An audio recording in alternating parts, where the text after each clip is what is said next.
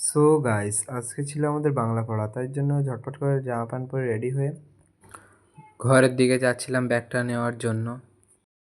তো ব্যাগটা নেওয়ার পর ঘর থেকে বেরিয়ে সাইকেলের দিকে যাচ্ছিলাম।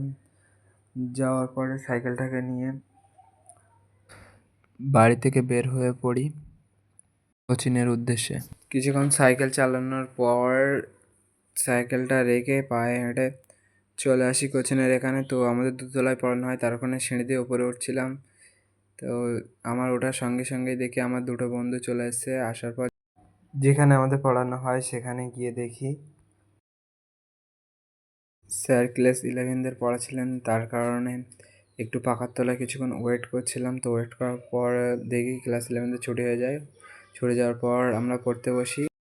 টানা 1 ঘন্টা পড়ার পর আমাদেরও ছুটি হয়ে যায়। তো সাইকেলের কাছে আসি, আসার পর সাইকেলটাকে নিয়ে বাড়িতে যাচ্ছিলাম। তো বাড়ি এসে সাইকেলটা রাখার পর ঘরে এসে লাইটটা জ্বালিয়ে আর পাখাটা চালিয়ে ব্যাগটা খাটের উপরে রাখি। তো আজকে ছিল এই ভিডিও।